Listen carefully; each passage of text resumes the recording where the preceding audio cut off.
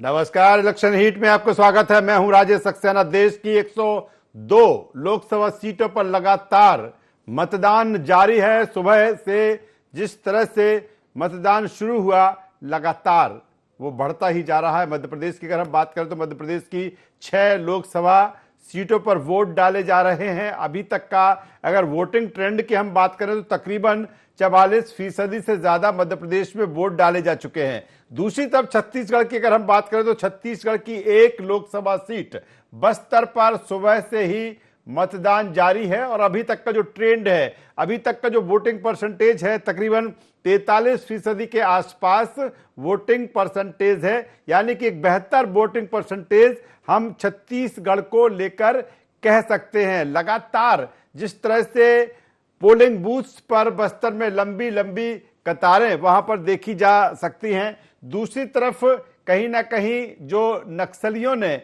वारदात वहां की है, एक बीजापुर में चुनाव के दौरान एक आईईडी ब्लास्ट हुआ जिसमें सीआरपीएफ के सहायक कमांडेंट घायल हुए हैं और कहीं ना कहीं मतदान को प्रभावित करने की कोशिश की गई है। लेकिन लंबी लंबी कतारें बता रही हैं बस्तर में कि बिना किसी डर के, बिना किसी भय के लोकतंत्र में, प्रजातंत्र में जो अधिकार वहां की जनता को मिला है तो जनता उसका बखूबी इस्तेमाल कर रही है। 8 विधानसभा बस्तर लोकसभा में आती हैं और लगातार हर पोलिंग बूथ पर जो वोटिंग परसेंटेज है वो लगातार धीरे धीरे बढ़ रहा है। और चुनाव आयोग ने, छत्तीसगढ़ चुनाव आयोग ने भी लगातार कोशिशें की कि एक बेहतर वोटिंग परसेंटेज निकल कर आए। यह भी दावा किया गया कि 75% के आसपास की तैयारी है और यह भी कहा गया कि जिस तरह से 2023 में विधानसभा के चुनाव हुए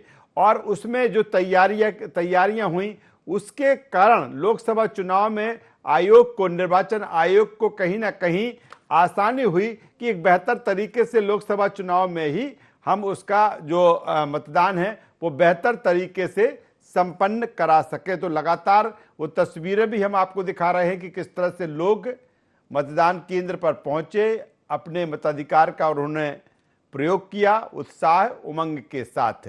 आज बस्तर लोकसभा सीट पर जो मतदान चल रहा है उसी पर हम चर्चा करेंगे, बातचीत करेंगे। खास मेहमानों के पास चलूंगा और उनसे चर्चा करूंगा कि बस्तर में जो जिस तरह से ट्रेंड दिख रहा है। अगर हम बस्तर की बात करें तो बस्तर में 2019 में जो लोकसभा चुनाव हुआ था उसमें कांग्रेस ने यहां से बाजी मारी थी और एक लंबा जो एक इतिहास रहा है। अगर 1951 से हम नजर डालें, 1951 से 96 तक इस सीट पर कांग्रेस का कब्जा रहा। 1996 में पहली बार निर्दलीय प्रत्याशी ने यहां से जीत हासिल की। 77 फिर 1980 में कांग्रेस के लक्ष्मण सिंह चुनाव जीते। बाद में भारतीय जनता पार्टी का यह सीट गढ़ बन गई और 2019 में एक बार फिर कांग्रेस ने यहां पर बाजी मारी। और खास मेहमान जैसे ही हमारे साथ जुड़ते हैं हम उनके पास चलते हैं और जो खास मेहमान हैं उनके पास चलेंगे और चर्चा करेंगे कि जो अभी तक का जो वोट परसेंटेज हुआ है वो किस ओर इशारा कर रहा है, कहां तक ये वोटिंग परसेंटेज जा सकता है। 2 खास मेहमान अभी हमारे साथ जुड़ चुके हैं। हमारे साथ में वरिष्ठ पत्रकार पीएस रथ साहब हैं, स्वागत करूंगा रथ साहब आपका। और हमारे साथ में केएस चौहान साहब हैं, प्रवक्ता हैं भारतीय जनता पार्टी छत्तीसगढ़ के। केएस चौहान साहब आपका भी स्वागत करता हूं। और थोड़ी देर में कांग्रेस के जो हमारे प्रवक्ता हैं वो भी जुड़ेंगे। मैं सीधे पीसी रथ साहब के पास में आ जाता हूं। रथ साहब, जिस तरह से अगर बस्तर की बात की जाए, अभी तक के वोटिंग परसेंटेज की हम बात करें, जो मेरे पास जो आंकड़ा है बताया जा रहा है करीब 43 से 44% के आसपास है। आप और बेहतर तरीके से बता सकते हैं जो एक ट्रेंड दिख रहा है वोटिंग परसेंटेज का बस्तर में, किस रूप में देखे पीसी रथ साहब इसे, कि कहां तक ये पहुंचने की उम्मीद है? जी, वोटिंग ट्रेंड जिस हिसाब से 43-44% जो अभी चुनाव आयोग के आंकड़ों के हिसाब से पता चल रहा है उसमें हम देखते हैं कि जो मैदानी इलाके हैं वहां पर वोटिंग परसेंटेज ज्यादा है और जो नक्सल प्रभावित डेंस नक्सल प्रभावित एरिया हैं जैसे कि कोंटा है, नारायणपुर है और ये बीजापुर का इलाका है, वहां पर वोटिंग परसेंटेज अभी भी कम है। लेकिन कुल मिलाकर के जो एवरेज हमको दिख रहा है उससे ये उम्मीद की जा सकती है कि कम से कम 80% तो वोटिंग होनी चाहिए। शाम तक के आंकड़े जो आएंगे 80% के लिए हम लोग आशान्वित रहते हैं। और बस्तर का जहां तक के रहा सवाल है कि वो चूंकि 7 बजे से 3 बजे तक का वोटिंग टाइम जो है उसमें शाम तक के मतदान दलों की तरफ से रिपोर्टिंग जब तक के होगी, कुछ इलाके होंगे जो नेटवर्क से बाहर के भी होंगे, तो उसको सही फिगर हमको मिलते तक के समझ लीजिए कि एक सवाल और यहाँ पर आता है, फिर सर इसके बाद एक सवाल और यहाँ पर आता है, क्योंकि इस बार का जो चुनाव देखा है तो कहीं ना कहीं एक साइलेंट तरीके का ये चुनाव रहा, मतदाता बड़ा साइलेंट रहा। फिर जब हम मुद्दों पर आते हैं, ठीक है हर चुनाव में स्थानीय लोकल मुद्दे होते हैं, लेकिन कहीं ना कहीं जो एक ट्रेंड बना विधानसभा चुनाव के दरमियान से लोकसभा चुनाव तक, यानी कि चाहे वो राष्ट्रवाद का मुद्दा हो या फिर वो सनातन का मुद्दा हो, क्या ये मुद्दे कितना अपील करते नजर आ रहे हैं सर बस्तर में, या राष्ट्रवाद या सनातन का मुद्दा कितना बस्तर लोकसभा सीट के मतदाताओं के जहन में, या फिर लोकल इश्यूज जो है कहीं ना कहीं वो हावी रहे हैं? जी, मुझे लगता है बस्तर में जो बहुत विशाल विविधतापूर्ण मतदाताओं का क्षेत्र है बस्तर लोकसभा, इसमें 4 राज्यों की सीमाओं से जुड़ा वाला इलाका है। एक तरफ उड़ीसा है पूर्व दिशा में, पश्चिम दिशा में महाराष्ट्र है, दक्षिण दिशा में तेलंगाना और आंध्र प्रदेश है। तो तेलुगु, उड़िया और मराठी भाषी लोगों का बॉर्डर का इलाका है। और अंदर जो मध्य बस्तर और पूरा आदिवासी बहुल इलाका है। तो इसमें मुझे लगता है राष्ट्रीय मुद्दे उतना नहीं है जितना कि स्थानीय मुद्दे हैं। ये जरूर है कि शहरी या कस्बाई जो मतदाता हैं उनके विचारों को, इन मुद्दों को जिनका आपने जिक्र किया, वो हो सकता है कुछ प्रभावित करने में कामयाब रहे। लेकिन ज्यादातर आबादी वनों पर आधारित आर्थिक समूहों की है, तो वो वनवासियों के लिए वनोपज के मूल्य और वनोपज के विक्रय, कलेक्शन और विक्रय के लिए जो उनकी दिक्कतें हैं, जो जद्दोजहद उनको जीवन में करनी पड़ती है, वो सब चीजें ज्यादा प्रभावी मुद्दे रहेंगे। दूसरी बात, कनेक्टिविटी और माओवाद का जो जिस तरह से हाल है, जिस तरह से माओवाद को लेकर के दिक्कतें होती हैं, उसको लेकर के भी एक बड़ा मुद्दा होता है, जिसमें हम उम्मीद करते हैं कि अभी जिस हिसाब से चुनाव हो रहे हैं उसमें शायद लोगों को स्वतंत्र रूप से अच्छे से मतदान करने का अवसर मिल रहा होगा और सभी इलाकों में मतदान दल। चलिए सर, बने रहिए, आप हमारे साथ बने रहिए और कुछ और हम जानने की कोशिश करेंगे बस्तर लोकसभा सीट को लेकर। हमारे साथ के.एस. चौहान साहब जुड़े हुए हैं। के.एस. चौहान साहब, 11 लोकसभा की सीटें और Bharatiya Janata party clean sweep की बात कर रही है, यानी कि 11 में से 11 सीटें आप जीतेंगे। बस्तर एक ऐसी सीट है जो 2019 में कांग्रेस ने ये सीट जीती थी। दीपक बैज जी जिस तरह से वहां से निर्वाचित हुए थे सांसद के रूप में। इस बार के.एस. चौहान साहब, इस सीट को फतह करने को लेकर कौन सी ऐसी चीजें हैं जिसको आपको लगता है कि नहीं, हम बस्तर जीतेंगे, क्योंकि बस्तर जीतेंगे तभी क्लीन स्वीप की तरफ आप आगे बढ़ेंगे? तो कौन सी ऐसी चीजें रही हैं?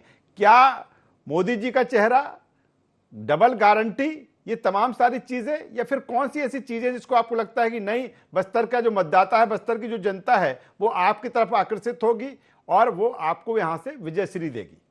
के.एस. चौहान साहब, आपके चैनल के माध्यम से इस लोकतंत्र के सबसे बड़े पर्व की वो हार्दिक शुभकामनाएं, बधाई सभी को। और मैं अपील करना चाहूंगा वोटिंग के लिए सभी दर्शकों को कि वो दल को चुनाव करना है, ये सोच के मत जाएं, एक राष्ट्र को निर्माण करना है, ये सोच के अपना मत जरूर दें। और जैसे कि पीसी रथ साहब ने बोला कि 80% तक हमारी वोट ऑफ परसेंटेज आ जाएगी। एक समय था राजेश जी जब हम देखते थे कि 2004 में ये वाला जो वोट ऑफ परसेंटेज था वो 43% था, जो आज अभी 43% हो गया है। उसके बाद 2009 में 47% होता है। 2014 जब लोग चाहते थे कि हम सरकार को बदलें, और सीधा जो बस्तर की जनता थी उन्होंने 12% ज्यादा वोट ऑफ परसेंटेज किया। जब उस समय 2014 में बहुत ज्यादा नक्सली वारदातें वहां पर हुआ करती थी आज के मुकाबले, लेकिन तब भी वहां पर बस्तर की जनता ने 57% वोट ऑफ परसेंटेज आया 2014 में, और हमारी सरकार फिर से बदली। तो और पिछले 4-5 बार का वो देखेंगे तो सिर्फ एक ही सीट दीपक बैनर्जी ने जीती थी, और वो भी क्योंकि बरगलाने की कोशिश की गई थी। 72,000 रुपया देने की वादा किया गया था, झूठा वादा, जो कि कभी पूरा नहीं कर पाई कांग्रेस की ये राज्य सरकार। 72,000 रुपए देने का वादा किया गया था, और ये झूठ और भ्रम फैलाकर इन्होंने अपने पक्ष में किया। 4.5% उनके वोट ज्यादा आए। दूसरी बात, आज की डेट में बस्तर की जनता, छत्तीसगढ़ की जनता और भारत की जनता बहुत ज्यादा जागरूक है, और वो देख चुकी है कि आज केंद्र में हमारी कौन सी पार्टी आने वाली है। ये देश में पहली बार हो रहा है राजेश जी, देश में पहली बार हो रहा है कि यहाँ पर ये बातें नहीं हो रही हैं कि किसकी पार्टी कौन सी पार्टी सरकार बनाएगी। ये बातें हो रही हैं कि 400 पार होगा कि नहीं होगा। मुद्दा ये हो रहा है, ये देश में पहली बार हो रहा है। देश ये एक बात का द्योतक है कि भारतीय जनता पार्टी ने जो काम किया है, जो उन्होंने वादे किए, और मोदी जी की गारंटी जो इसमें आ गई है, तो ये वो इस पड़ाव पे लाके देश को खड़ा कर दिया है। केएस चौहान साहब, आज गारंटी तो कांग्रेस भी दे रही है। वो कह रहे हैं कि हम 25 गारंटी दे रहे हैं, 5 न्याय की बात कर रहे हैं, न्याय पत्र भी लेकर वो आए। अब एक बात बताइए राजेश जी, हम सब जानते हैं कि पिछली बार इन्होंने जो न्याय का जो पत्रक दिया था, जो मैनिफेस्टो दिया था, उसमें से उनके खुद के उप मुख्यमंत्री बोल रहे थे कि 12 काम हो चुके हैं, 12 काम पे काम चालू है, और 12 काम हमने छुए नहीं है। दूसरी बात यह है, 500 रुपए आप महतारियों को दे नहीं सके, वृद्धा पेंशन दे नहीं सके, विधवा पेंशन नहीं दे सके, शराबबंदी कर नहीं सके, और 1 रूम का मजदूर को घर नहीं दे सके। तो ये क्या है? और जो पैसा लैप्स हुआ, जो प्रधानमंत्री आवास योजना का पैसा आया, वो लैप्स हुआ, भ्रष्टाचार इतना हो गया, तो इसके बाद आप क्या सोचते हैं कि इनकी बात मानी जाएगी? दूसरी बात, आज जब पिछली बार जब विधानसभा चुनाव हुआ, उसमें उन्होंने 1200 का वादा किया, और 1200 में लोगों ने उखाड़ फेंक दिया। लोगों ने मना कर दिया उनको कि नहीं, हम 1200 नहीं लेंगे आपका, क्योंकि आपकी तो गारंटी नहीं है। पिछली बार आपने वादा किया। चौहान साहब, आपके पास में आता हूं। हमारे साथ एक और खास मेहमान दीपा लोधी जी, प्रवक्ता छत्तीसगढ़ कांग्रेस, जुड़ चुकी हैं। दीपा जी, मैं आपका स्वागत करता हूं। और सीधा सा सवाल, वो सीट जहां अभी आपके पास थी, हालांकि अगर इसके 2019 के पहले का इतिहास देखें तो भारतीय जनता पार्टी के पास भी लंबे समय ये सीट रही है। अब वो कह रहे हैं कि हम क्लीन स्वीप करेंगे, यानी कि हम बस्तर लोकसभा सीट भी जीतेंगे। वो भी गारंटी आप गारंटी दे रहे हैं, वो भी डबल गारंटी दे रहे हैं। दीपा जी, क्या आपको लगता है कि क्या बरकरार रख पाएगी कांग्रेस अपने इस सीट को? देखिए, आप सभी को नमस्कार, और सभी दर्शकों को भी मैं नमस्कार करना चाहूंगी कि लोकतंत्र के पर्व में आप सब की अपनी अपनी भागीदारी सुनिश्चित की है। और निश्चित तौर पे बस्तर का चुनाव, हमारे इस लोकतंत्र का चुनाव का पहला चुनाव हमारे यहाँ छत्तीसगढ़ में एक ही चुनाव हो रहा है। और जहाँ तक 1952 में ये सीट अस्तित्व में आई, और अभी 2019 में हमारे दीपक बैनर्जी 39,000 वोट से जीत कर आए थे। और निश्चित तौर पे अभी जो वर्तमान प्रत्याशी कवासी लखमा जी हैं, वो कई बार के विधायक रह चुके हैं, और अजय एक प्रत्याशी है, और जो वहाँ की स्थानीय होने के साथ साथ वहाँ के आदिवासियों की, वहाँ के लोगों की, वहाँ माताएं बहनों के लोगों की समस्याओं को समझते हैं। और छत्तीसगढ़ की जनता ये जान चुकी है कि मोदी की गारंटी महज गारंटी है, लपासी है, झूठ है।